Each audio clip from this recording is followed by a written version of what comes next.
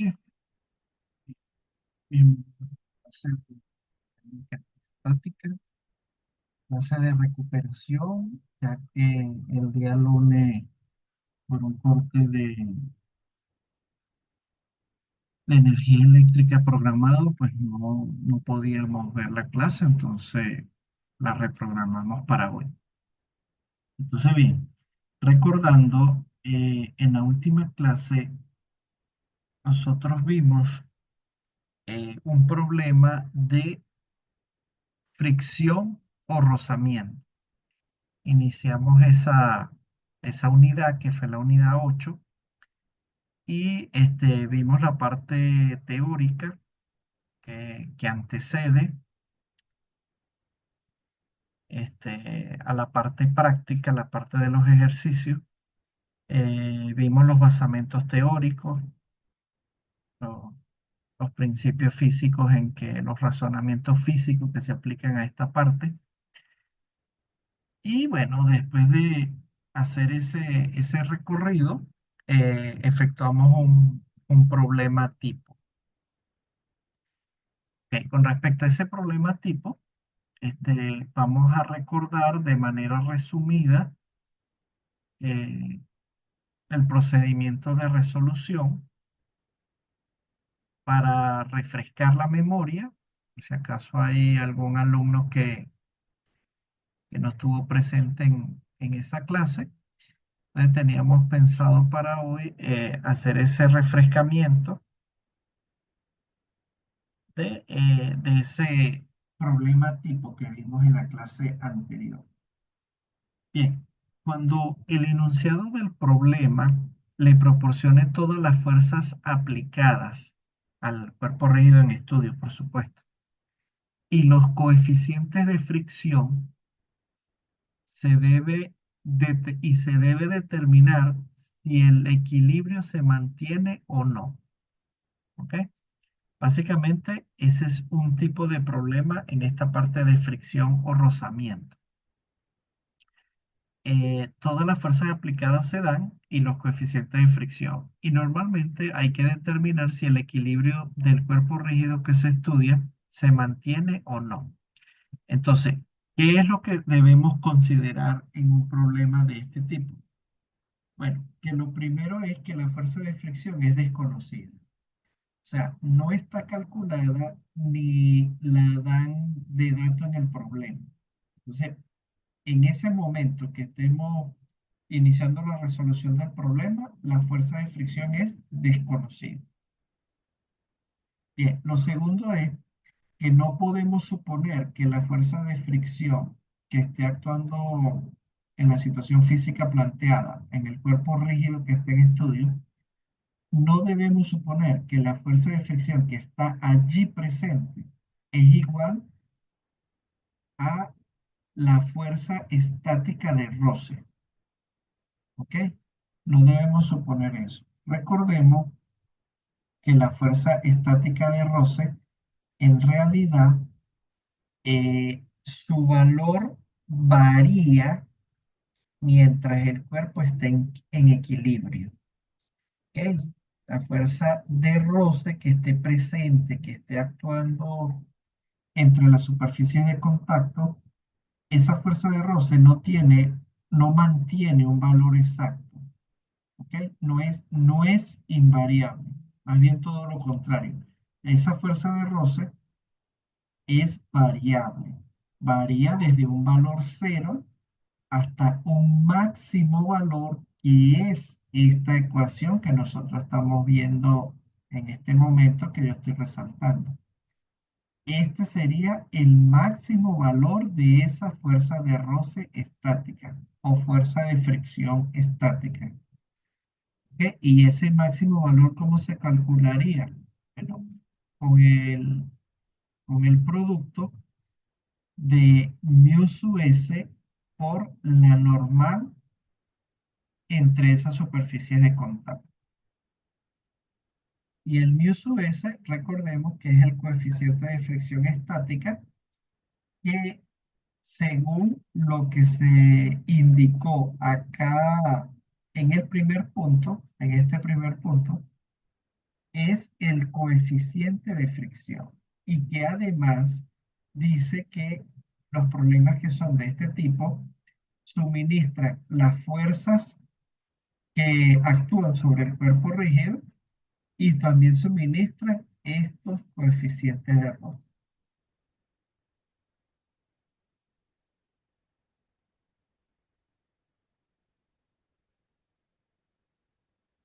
Bien, eh, el punto 3 sería que se deben escribir las ecuaciones de equilibrio para determinar la normal que existe entre las superficies de contacto y la fuerza F, que es la fuerza de roce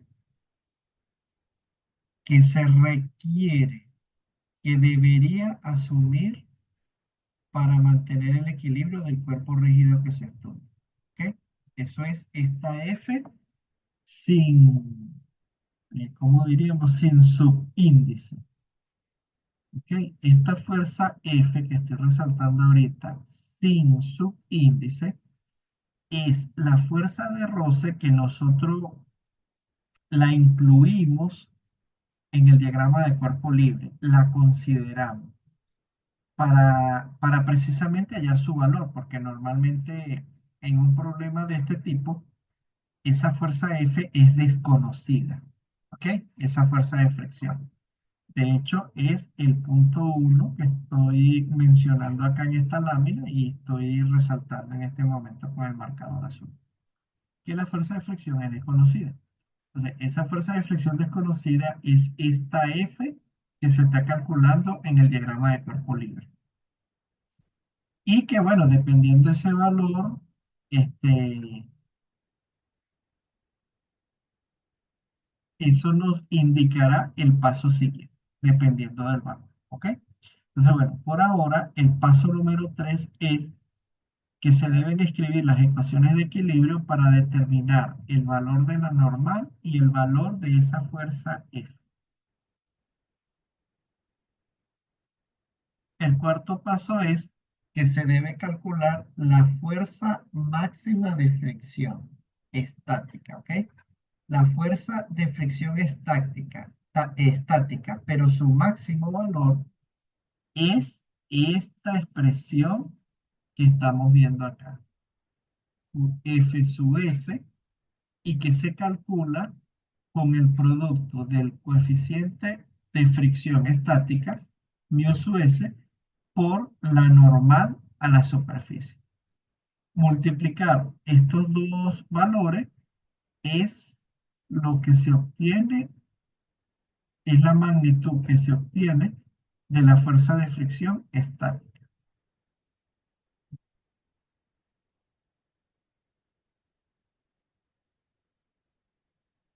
El quinto paso es que se compara los dos valores.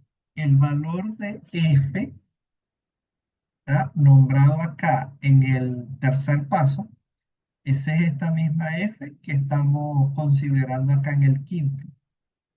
Y este valor de la fuerza de fricción estática, el máximo valor de la fuerza de fricción estática, es el que vamos a volver a utilizar aquí en el quinto paso para comparar esos dos valores.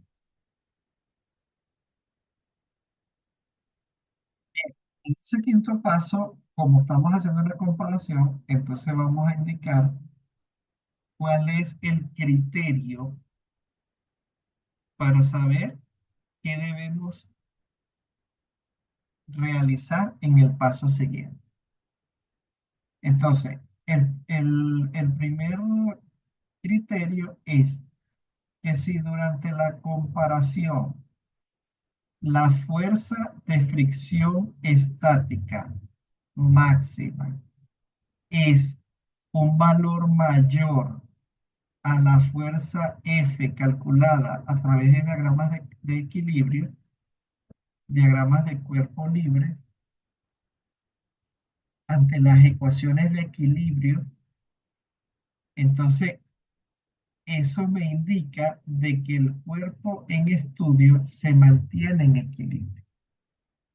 Esa sería la interpretación si tenemos estos valores. ¿Ok? El valor máximo de la fuerza de fricción estática sea mayor al valor F calculado a través de las ecuaciones de Kepler. Bien, el segundo criterio sería el caso contrario, que sea la fuerza calculada por medio de ecuaciones de equilibrio, que ese valor fuera mayor que el máximo valor de la fuerza de fricción. Si este caso nos ocurre, entonces, ¿cuál es el paso siguiente a dar? Bueno, primero, asumir que ocurre el movimiento. Y segundo, que la magnitud de la fuerza de fricción tiene un valor. O sea, ellos me indican aquí cómo calcularlo. Hay una ecuación.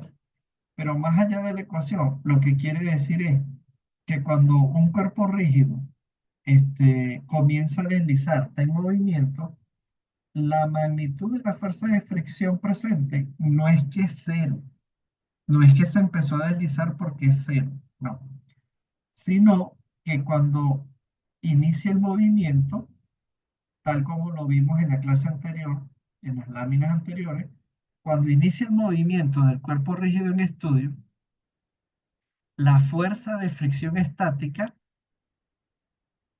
decae, sufre una disminución significativa, acentuada, que lo lleva a un valor menor, ¿ok? Pero sí está presente. Entonces, eso es lo que quiere decir. Cuando un cuerpo rígido está en movimiento, no significa que hay ausencia de la fuerza de roce o de fricción. Lo que ocurre es que la fuerza de fricción ha decaído su valor. Y ese nuevo valor es lo que conocemos como fuerza de fricción cinética y que se calcula por esta ecuación que les estoy señalando en este momento. La magnitud F sub K. Eso va a ser igual entonces al producto del, del coeficiente de fricción cinético, representado por mu sub K, por la normal entre las superficies. Ok, ¿qué, qué ocurrió en el problema resuelto ayer en la clase anterior? Lo que ocurre es que al hacer la comparación, la fuerza que obtuvimos por medio de las ecuaciones de equilibrio sumaron 80 libras, si no me recuerdo mal. ¿Ok?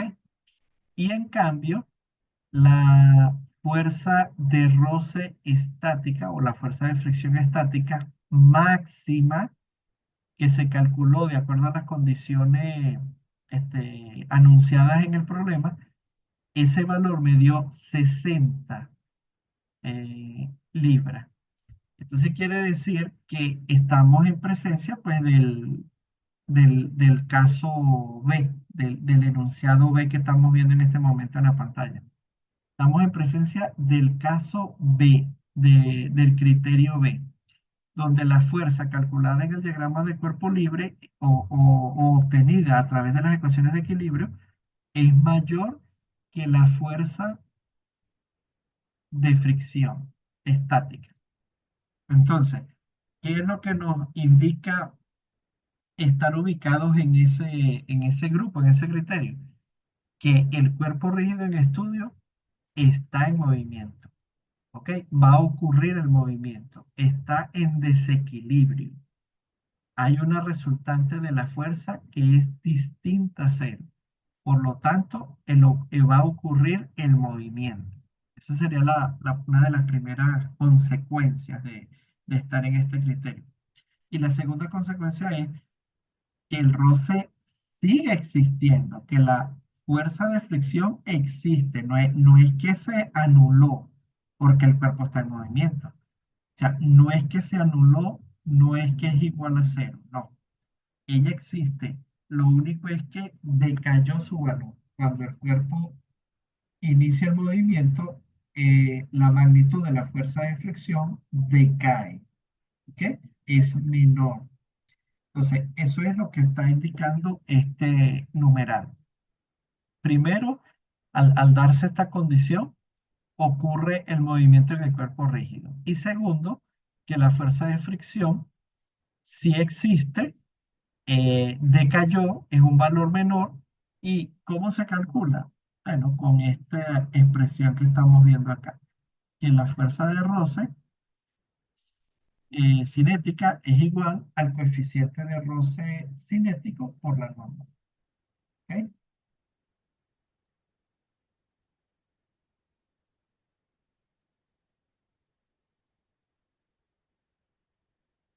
Bien, vamos entonces a ver otro problema tipo de esta parte de fricción, es el problema 17. Entonces vamos a leer el enunciado.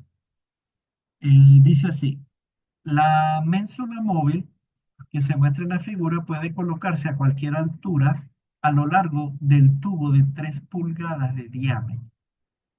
Si el coeficiente de fricción estática entre el tubo y la ménsula es de 0,25 o 0,25, determine la distancia mínima X a la cual se puede soportar la carga W, sin tomar en cuenta el peso de la ménsula. Ok, entonces, ¿qué está indicando este problema? Bueno, vamos a hacer lo que siempre hacemos. Primer paso, analizar el dibujo.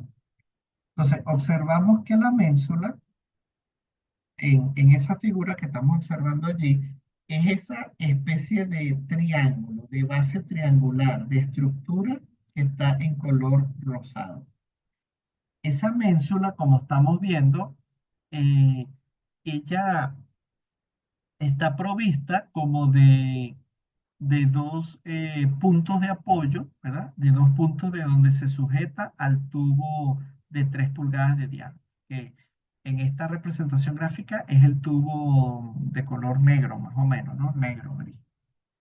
Entonces, esa ménsula, como digo, tiene como dos puntos de apoyo, pues está sujeta al tubo a través de dos puntos, que es esa especie de parte que es circunferencial, que es circular. ¿Ok? Ese sería el primer punto de apoyo, que está en la parte superior. Y hay otro punto de apoyo que también igualmente tiene la geometría circunferencial. Esos dos puntos de apoyo deben ser capaces de soportar la ménsula para un cierto valor de carga, ¿no? Entonces, vamos a averiguar para el valor W de carga. Estamos interesados en saber cuál sería esa distancia mínima en que se puede calcular la carga. ¿Ok? La distancia mínima comparado pues con el eje de la tubería. Claro, a partir de allí se está midiendo. Entonces, la pregunta es, ¿cuál es esa distancia mínima que es tolerable, que es permitida para la fuerza, para la carga W que se está aplicando en la ménsula? Bien, cuando analizamos este dibujo, nos percatamos de que la fuerza W está actuando eh, muy cerca del extremo de la ménsula, ¿ok? Muy cerca. Entonces, esa distancia de separación entre el eje de la tubería y el punto de aplicación de la carga, esa distancia que es la que este problema está llamando X, yo debo aplicar el razonamiento de que en teoría, mientras, o sea, hasta cierto valor se cumpliría esa teoría, de que a partir de cierto valor ya el peso o la carga pues, de ese bien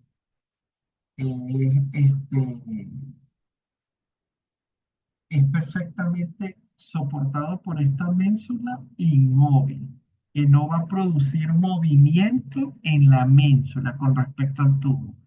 O dicho de otras palabras, que esa carga aplicada allí no va a producir deslizamiento de la ménsula a través del tubo. Eso es el beneficio que obtenemos si esta distancia X pues es correcta. Que existe, eh, tiene un valor eh, cierto, pues calculado como para lograr ese efecto.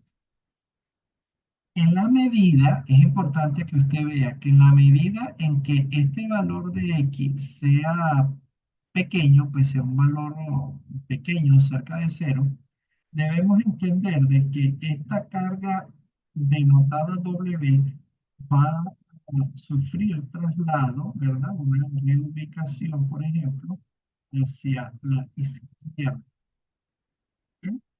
Hacia la izquierda. Entonces, esa carga, al estar más cerca del centro, lo que va a originar es que la ménsula comience a deslizar. Ese es el efecto que va a lograr que la carga W esté muy cerca del tubo. Entonces, esa cercanía generaría de que al aplicar la carga a la ménsula, pues se va a deslizar, ¿no?, por medio de sus dos puntos de apoyo.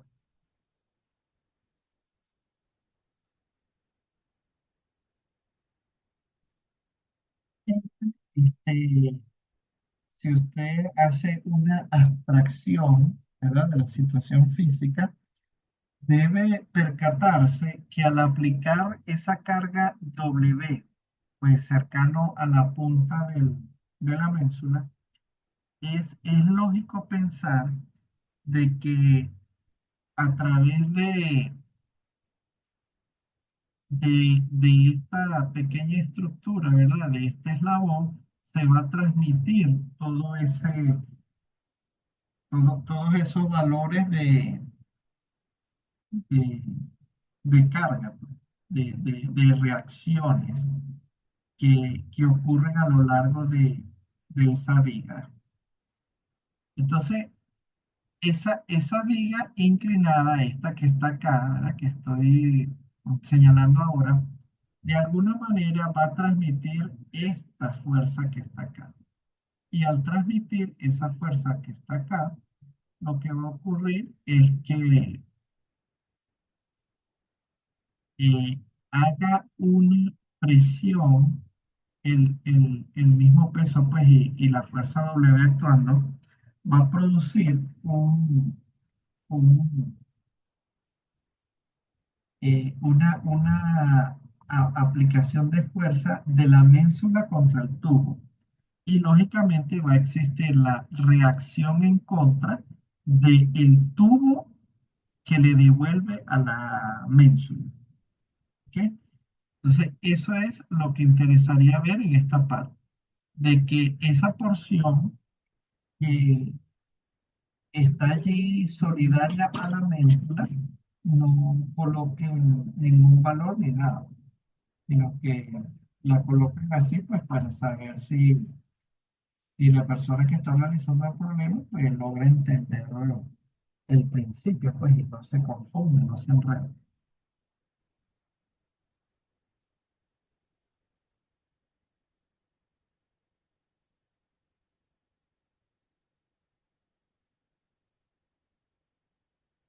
Ok, acá en el dibujo ha aparecido otra fuerza que se genera en los puntos de apoyo de esa ménsula. En este caso, se está generando otra fuerza el, en el punto de apoyo superior de la ménsula.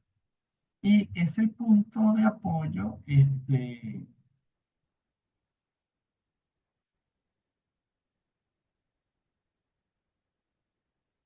ese punto de apoyo es importante ver que es a lo largo de una de las caras. O sea, no es que todo ese anillo de la ménsula está siendo sometido de igual forma a todas las fuerzas. ¿Ok? Bien, entonces, al aplicar la carga W, debemos visualizar de que la fuerza se transmite íntegramente a lo largo de la ménsula y comienza a incidir aquí. Y esa fuerza precisamente es la fuerza de fricción. ¿Ok? Igualmente acá arriba, esta fuerza es la fuerza de fricción que está actuando en,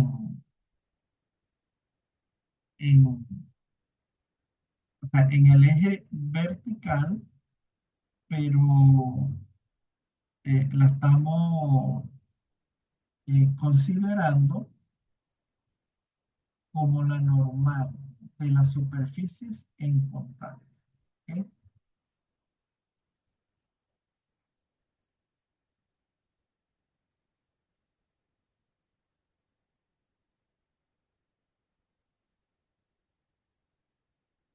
El siguiente punto es fijar el sistema de referencia.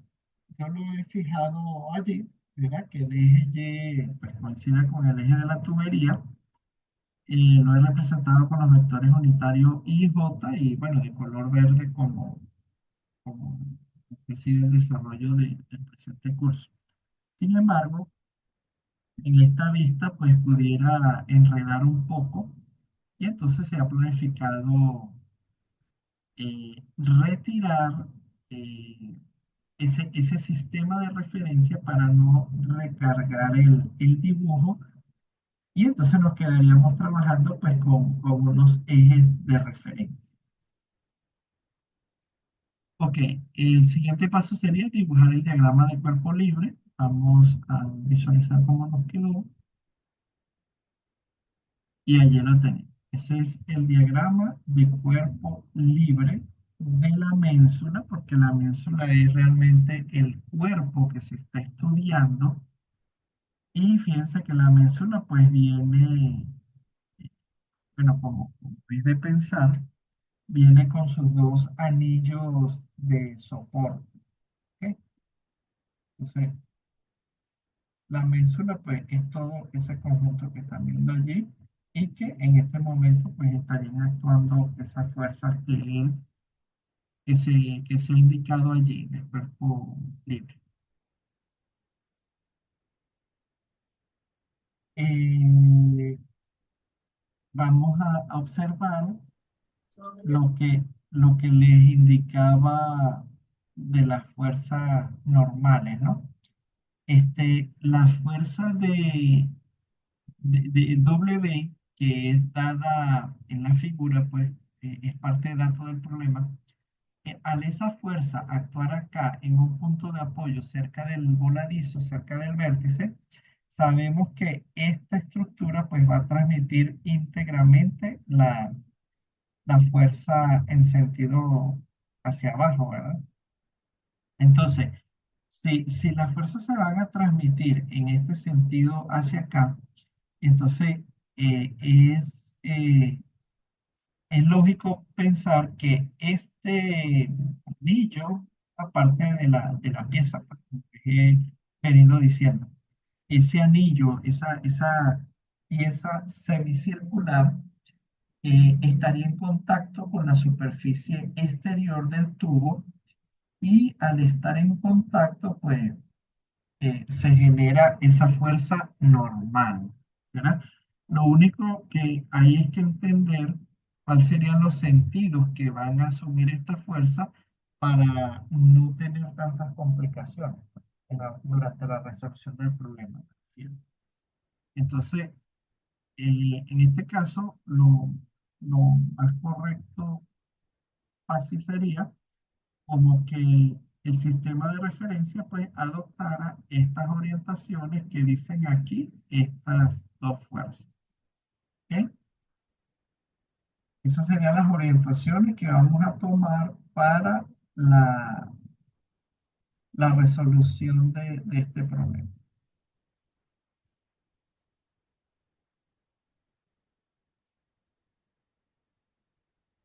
Ok, entonces, como esa normal ha estado, la normal de este anillo, ¿no? De este punto de apoyo de la ménsula.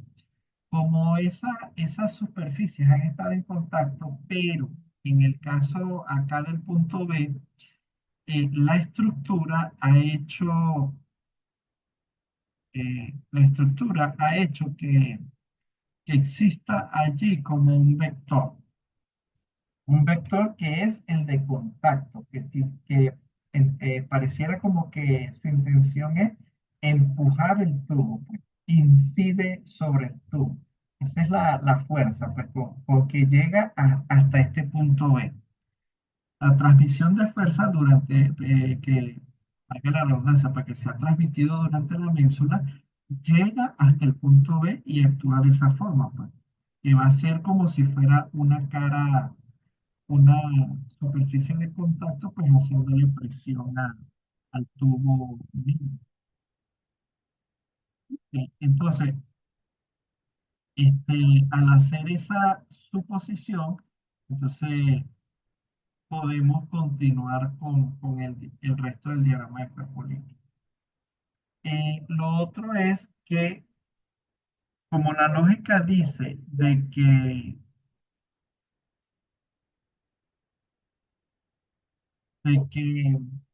la ménsula está haciendo presión superficial contra el tubo negro.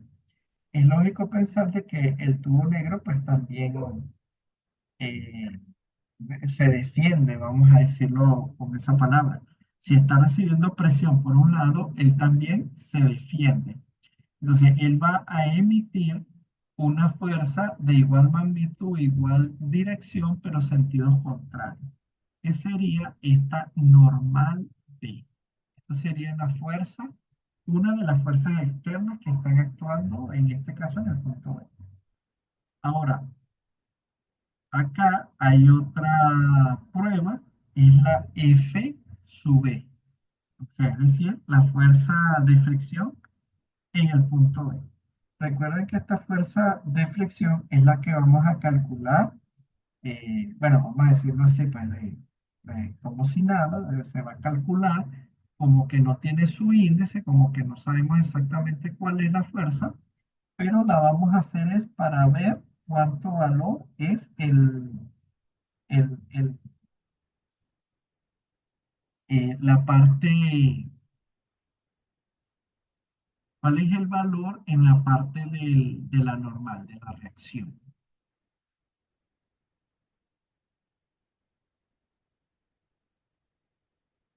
En este caso, en el punto B, esa reacción, la normal, iría hacia la derecha, efectivamente.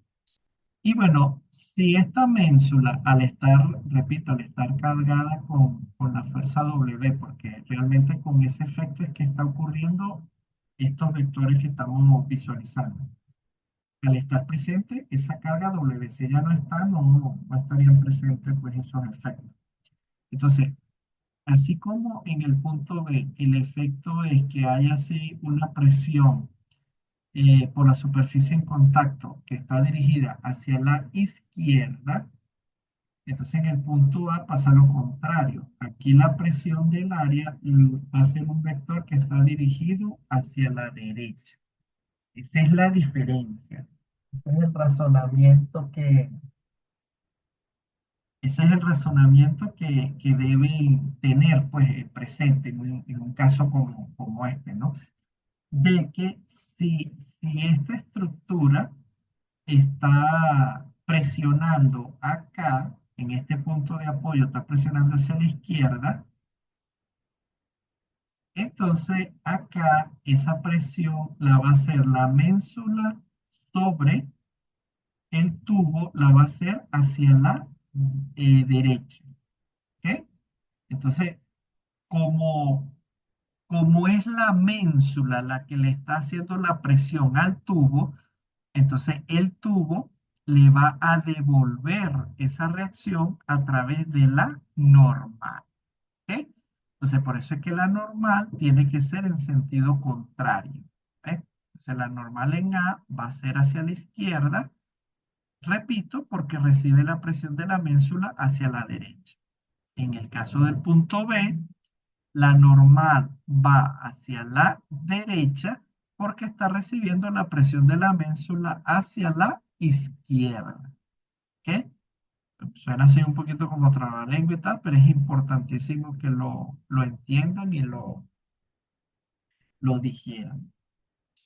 Ok, eso es la explicación, el razonamiento con las normales, por qué existen allí y por qué tienen esos sentidos. Ahora, viene este punto importante. Se supone el movimiento. ¿Por qué dice así? Bueno, por la forma en que está planteada la pregunta, ¿verdad? Fíjense, la pregunta la vuelvo a leer. Dice, determine la distancia mínima de X a la cual se puede soportar la carga W. ¿Eh? A la cual se puede soportar la carga W. Dicho en otras palabras, a la cual al aplicar la carga W, la ménsula no se mueve, la ménsula no se desliza. Eso es el equivalente, pues, con esas palabras lo que quiere decir el enunciado. Entonces, en otras palabras están diciendo cuál es la distancia más pequeña X, esta que estoy resaltando en azul, cuál es la distancia más pequeña, mínima, de X para que esta fuerza W actúe y la ménsula no se mueva, no deslice. Esa es más o menos la pregunta que está como camuflajeada ahí, pues la dicen de otra forma, con otras palabras. Entonces, al decir la distancia mínima de X, lo que están diciendo es que mientras más esta fuerza W, mientras su punto de aplicación esté más cerca de este eje de la tubería, este es el eje de la tubería, el eje axial, el eje de la tubería de simetría, entonces mientras esta carga W esté más cerca de ese eje, esta ménsula va a tender a moverse y lógicamente es hacia abajo. O sea, eso va a ser el efecto físico. ¿Verdad? Mientras esa carga W esté más cerca del eje de simetría de la tubería, aumentan esas probabilidades de que la ménsula va a vencer el roce y entonces va a empezar a deslizar. ¿Eh? Eso es lo que quiere decir esto. Se supone el movimiento de la ménsula. ¿Ok? El movimiento de la ménsula va a ser hacia abajo. La dirección va a ser vertical hacia abajo, ahí no hay duda. ¿Eh? Y va a ocurrir, como les digo, mientras aumente la probabilidad de que esa carga W esté más cerca del eje de simetría de la tubería, esté más cerca del centro. Entonces, bien, como yo estoy suponiendo que el movimiento de esta ménsula es hacia abajo, eso quiere decir que la fuerza de roce va a estar presente, pero siempre en sentido contrario. Entonces, lo cual quiere decir que estas fuerzas tengo yo que dibujarlas en el diagrama de cuerpo libre como vectores hacia arriba. Y eso es lo que está haciendo este vector y es lo que está haciendo este vector, el A y el B. Ok. Entonces ya tenemos esas fuerzas de roce ubicadas, por lo menos en dirección y en sentido. Faltaría es calcular la magnitud. Bien, entonces hay una explicación que dice, cuando la carga W se coloca a una distancia mínima X, medida desde el eje del tubo, la ménsula está a punto de deslizarse y las fuerzas de fricción A y B han alcanzado sus valores máximos. Es decir, entonces allí estamos planteando de que esa fuerza de roce A va a tender a ser igual a la fuerza de roce estático en A. ¿Ok? Y ya sabemos que esa fuerza de roce estático vendría a ser mu sub s y la normal. Y eh, despejamos, sustituimos los valores, 0,25 normal A. Y es el mismo razonamiento que se aplica para la fuerza de roce en B. Ok, apliquemos las ecuaciones de equilibrio, sumatorias de fuerzas en X. Solamente tengo las dos normales, la normal B menos la normal en A. Se pasa la normal en A que está en negativo, se pasa al otro miembro de la ecuación, quedando esa igualdad allí que nos puede ayudar para resolver problemas a futuro. De que la normal en A es igual a la normal que se genera en B. Hasta ahí llega. Bien, viene la ecuación de sumatoria de fuerzas en Y.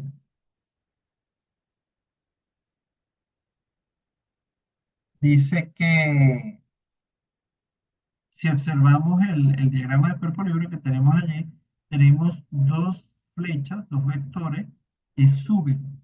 Estos son el sentido positivo que escogimos. Y el sentido negativo es aquellas fuerzas pues, que van en dirección contraria, ¿ya? Hacia abajo. Entonces, estas fuerzas vendrían a ser F sub A más F sub B menos 2M. Me refiero a esta expresión. De allí eh, se pasa el peso W que estaba negativo, lo pasamos positivo al otro lado de la ecuación. Allí sustituimos los valores de que la fuerza en B es un cuarto de la normal.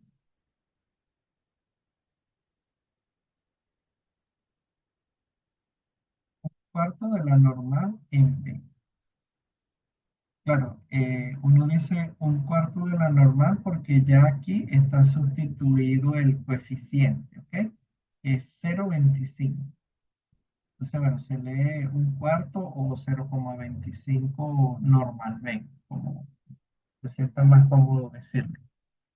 Esa es la sustitución de esta fuerza de roce B, este valor que está acá. Y esta incógnita que está aquí, F sub A, ella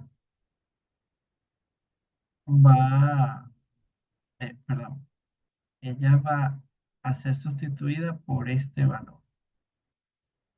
Bueno, es válido decir por un cuarto de la normal. Y la W pues queda igual con la normal.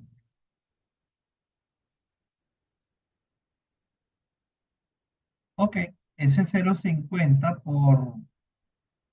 perdón, este 0,25 normal más el otro 0,25 se pueden sumar. ¿Pero por qué se pueden sumar? Bueno, porque aquí yo obtuve este resultado, de que las normales son iguales. Entonces, si esta normal es igual a esta, 0,25 es la sumatoria de estas dos normales. Y que se pueden hacer, ya que acabamos de comprobar que la normal B es igual a la normal. Entonces, dicho de esta forma, esa ecuación me quedaría entonces así, en 0,50 normal. Este 0,50 cuando pasa al otro lado de la ecuación, él va a pasar,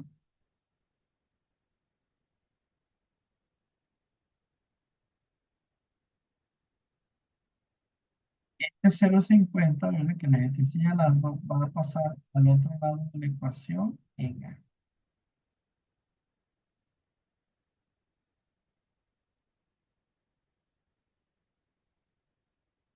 Bien, entonces este valor lo vamos a utilizar un poquito más adelante. ¿Ok? Lo vamos a recordar, que la normal es 2 veces el peso. Bien, vamos a aplicar la ecuación de equilibrio de sumatoria de momento respecto al punto B. Y respecto al punto B, podemos observar que solamente tres fuerzas es las que pueden realizar momento.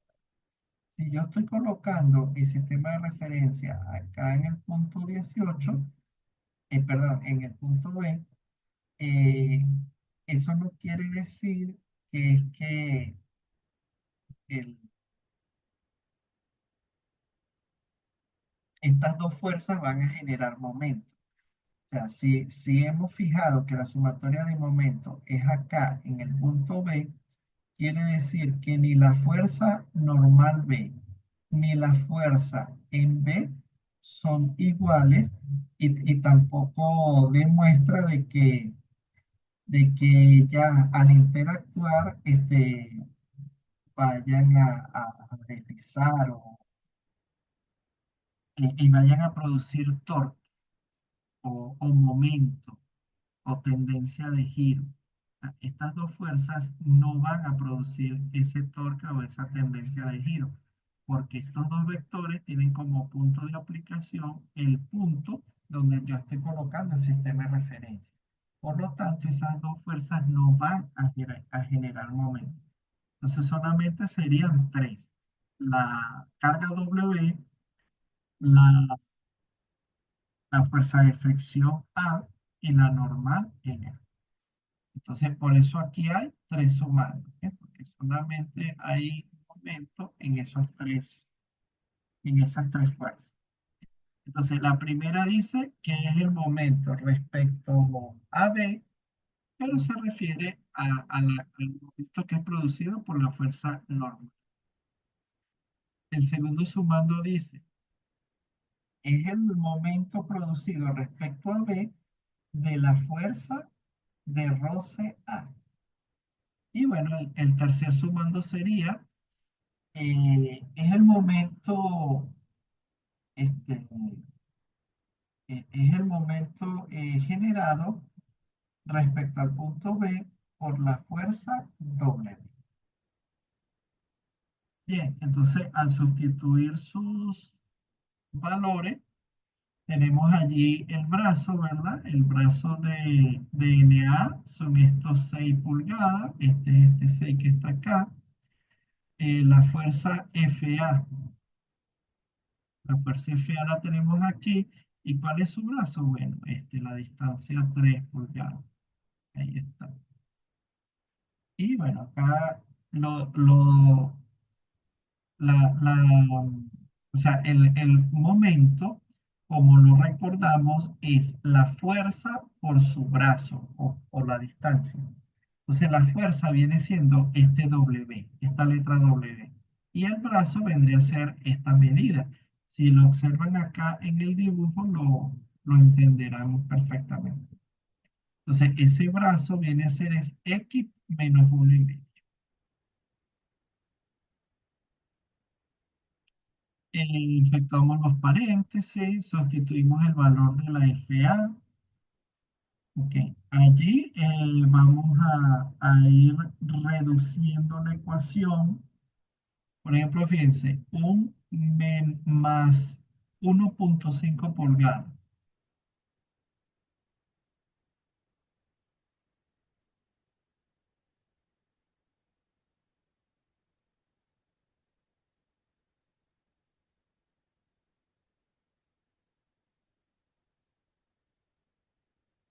Ahí hay otras ecuaciones, o sea, otras operaciones matemáticas allí indicadas.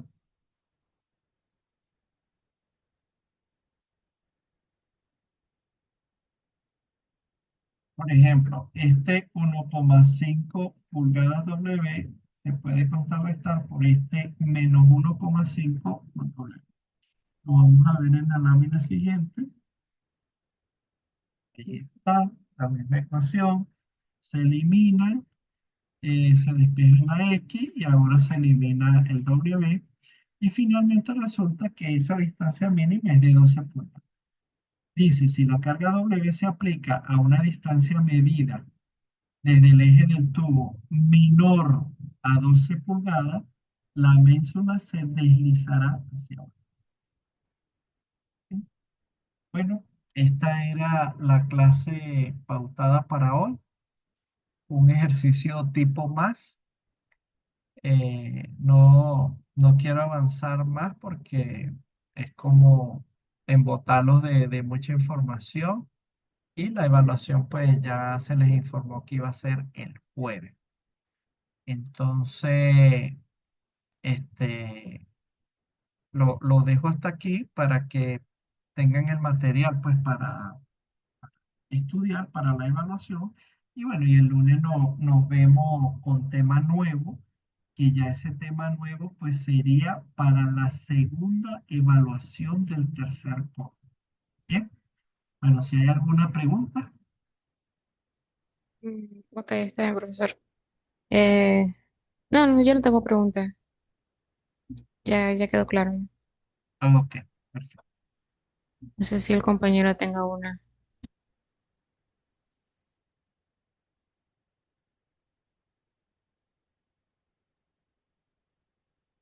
Bueno, parece que no hay más preguntas, entonces bueno, lo dejamos hasta aquí. Que tengan feliz fin de semana, que descansen y nos vemos el lunes si Dios lo permite. Ok, profesor, descanse igualmente. Que tenga un buen fin de semana.